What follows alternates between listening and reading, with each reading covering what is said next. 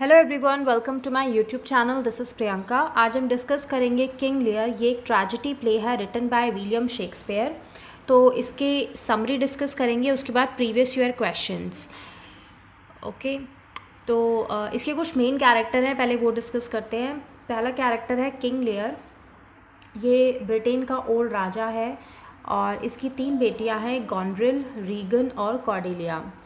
गॉनड्रिल का हस्बैंड है Duke of Albany, Regan का हस्बैंड है ड्यूक ऑफ कॉर्नवेल और कॉर्डेलिया शादी करती है किंग ऑफ फ्रांस से। फिर एक नॉबल मैन है ग्लॉस्टर, उसके 2 बेटे हैं एडगर और एडमंड। और द फूल जो है इस प्ले का जेस्टर है। और कैंट भी एक नॉबल मैन है और ये द फूल और कैंट जो है ना, ये एंड तक किंग लेयर के साथ में रहते हैं। तो कहानी की शुरुआत कुछ ऐसे होती है। किंग लेयर तीनों बेटियों में ना अपनी संपत्ति बांटना चाहता है, ठीक है। और वो एक लव टेस्ट अरेंज करता है और बोलता है जो बेटी मुझे सबसे ज़्यादा प्यार करती होगी मैं उसको अपनी संपत्ति का सबसे ज़्यादा हिस्सा दूंगा। तो गॉनड्रिल और रीगन जो होती है ना, वो चापलूसी करती हैं और उसको बताती हैं कि वो उससे कितना ज़्यादा प्यार करती हैं और मतलब झूठ बोलती हैं और उसकी चापलूसी करती हैं जिससे वो इम्प्रेस हो जाए। तो किंग लेयर इम्प्रेस हो जाता है और जब कॉर्डेलिया की बारी आती है तो वो सच बोलती है। वो बोलती है कि मैं अपने पिता से उतना ही प्यार करती हूँ जितना एक बेटी को करना चाहिए, ना कम ना ज़्यादा। तो इससे किंग लेयर जो है ना, वो गुस्सा हो जाते हैं और कॉर्डेलिया को कुछ नहीं देते हैं और अपनी सारी संपत्ति गॉनड्रिल और रीगन में बांट देते हैं। फिर कॉर्डेलिया जो है ना, किंग ऑफ फ्रांस से शादी करके वहाँ से चली जाती है। दूसरी तरफ एक पैरेलल स्टोरी चल रही है ग्लॉस्टर की, जिसके 2 बेटे हैं एडगर जो है उसका रियल सन है और एडमंड जो है ना, वो इलेजिटिमेट चाइल्ड है, मतलब कि नाजायज़ बेटा है। और इसको नाजायज़ बेटा होने से मतलब इस बात से बहुत ज़्यादा गुस्सा है। तो वो क्या करता है, एडगर और ग्लॉस्टर को आपस में मतलब भड़काता रहता है। तो ग्लॉस्टर को बोलता है कि एडगर जो है वो तुम्हें मारना चाहता है और मतलब इतना ज़्यादा उसको भड़काता है कि धीरे धीरे वो उसकी बात पे यकीन भी करने लग जाता है। और फिर वो एंड में उसको बोलता है ग्लॉस्टर कि तुम एडगर को मार दो। तो एडगर को फिर एडमंड जो है एडगर को बोलता है कि ग्लॉस्टर तुम्हें मारना चाहता है, तुम यहाँ से भाग जाओ।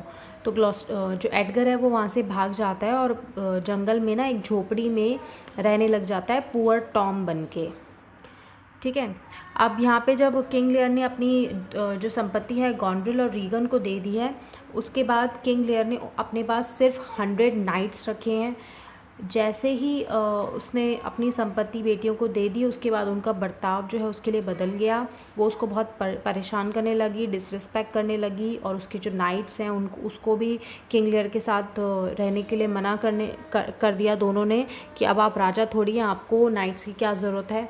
तो इस तरह उसको वो बहुत डिसरिस्पेक्ट करती थी और उसको बहुत बुरा लगा किंग लेयर को, और किंग लेयर को उन दोनों ने घर से भी निकाल दिया। फिर किंग लेयर, द फूल और कैंट जो है ना, ऐसे ही तूफ़ान में इधर उधर भटक रहे थे।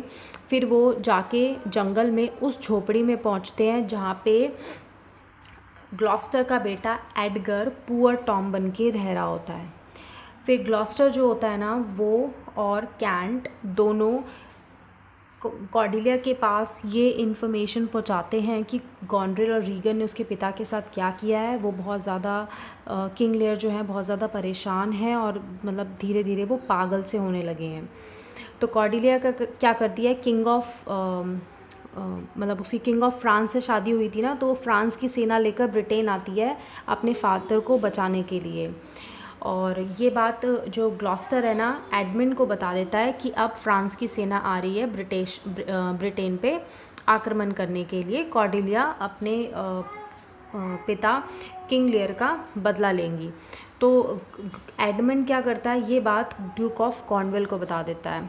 ड्यूक ऑफ कॉर्नवेल जो है ना, ग्लॉस्टर को बुलाता है और उसको पनिशमेंट देता है और उसकी आंखें निकाल लेता है।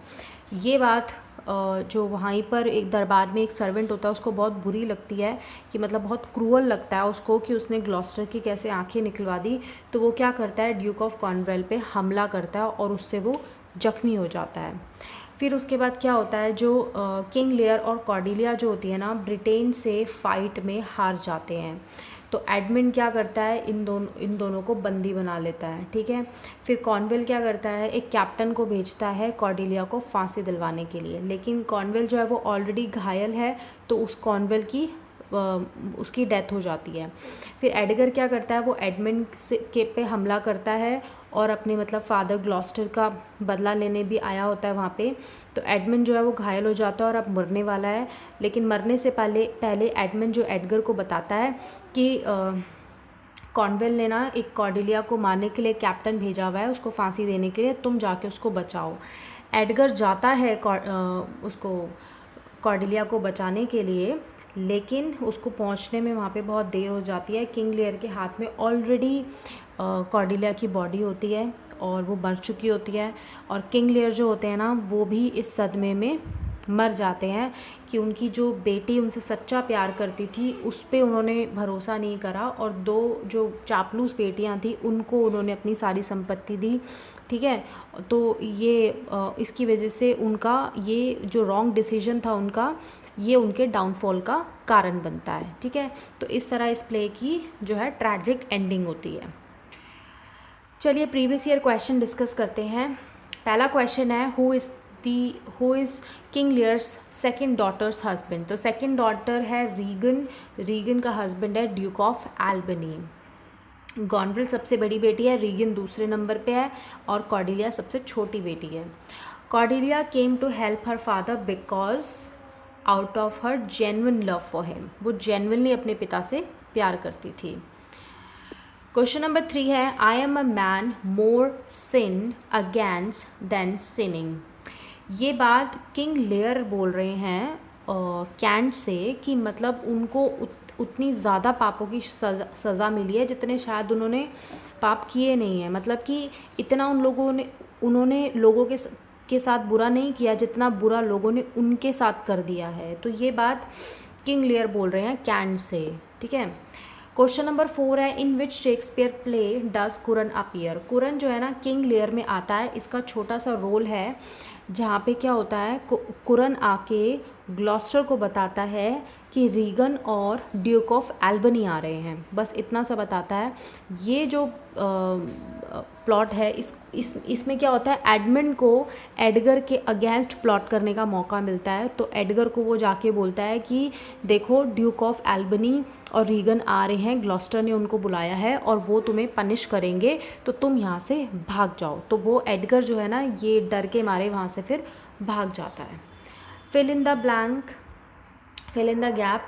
King Lear had 3 daughters who revised King Lear so that Cordelia could marry Edgar at the end। तो ये बात नाथुम टेक ने जो है ना किंग लियर को रिवाइज करा था, जैसे इसकी ट्रैजिक एंडिंग होती है ना जिसमें कॉर्डेलिया और उसकी बाकी 2 बेटियां भी मर जाती हैं और किंग लियर भी मर जाते हैं। तो होता ये है कि ये रिस्टोरेशन पीरियड की बात है, उसमें हैप्पी एंडिंग होती है। तो उसमें क्या होता है कि जो भी इविल लोग होते हैं उनको पनिशमेंट मिलनी चाहिए और जो भी अच्छे लोग होते हैं उनको रिवॉर्ड मिलना चाहिए। तो उसमें क्या होता है, कॉर्डेलिया जो होती है ना उसको जाके एडगर बचा लेता है और किंग लियर भी बच जाते हैं। ये हैप्पी एंडिंग दिखाई गई है।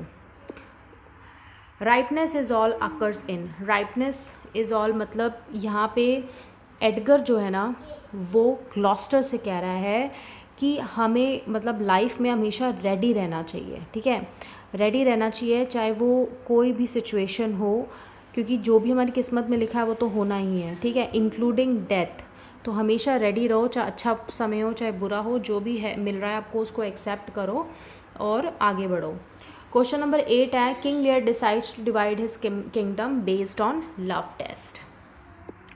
क्वेश्चन नंबर 9 है who says nothing will come of nothing. ये बात किंग लियर बोल रहे हैं कॉर्डेलिया से। जब वो लव टेस्ट ले रहे होते हैं तो उस टाइम पे क्या होता है कि कॉर्डेलिया बोलती है कि मैं अपने पिता से उतना ही प्यार करती हूँ जितना एक बेटी को करना चाहिए, ना कम ना ज़्यादा।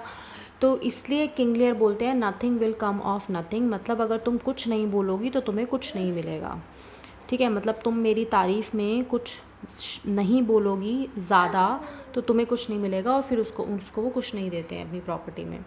Who disguises himself as Poor Tom. Poor Tom बनता है एडगर, ठीक है।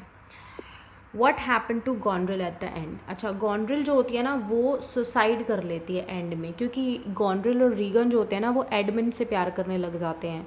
तो एडमिन जो होता है ना तो फिर क्या होता है कि गॉन्ड्रिल जो है ना अपनी जो बहन रीगन होती है ना उसको आउट ऑफ जेलसी पॉइजन दे के मार देती है और ख़ुद भी सुसाइड कर लेती है।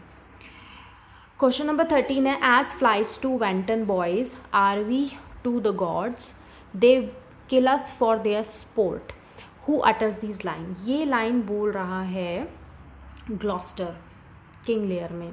ये बात वो एडगर से बोल रहा है कि मतलब कि जिस तरह मतलब जो शरारती लड़के होते हैं ना वो मक्खियाँ फ्लाइज जो होती हैं वो ऐसे उड़ रही होती हैं, उनको ऐसे खेल खेल में उसको पकड़ते हैं, ज़बरदस्ती क्रूएलिटी मतलब दिखाते हैं, भी मार देते हैं उसको बिना किसी कारण के।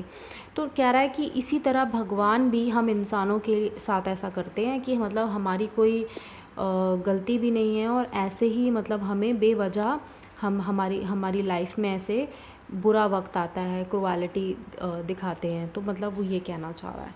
तो ये ग्लॉस्टर बोलता है एडगर से।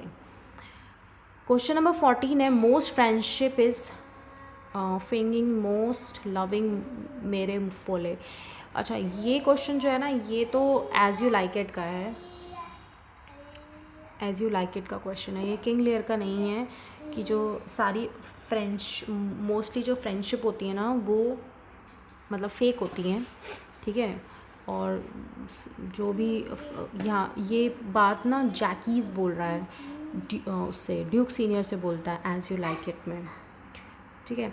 तो बोलता है कि सारी फ्रेंडशिप जो होती है ना वो फेक होती हैं, कोई भी लव जो है वो जेन्युइन नहीं होता है, ठीक है।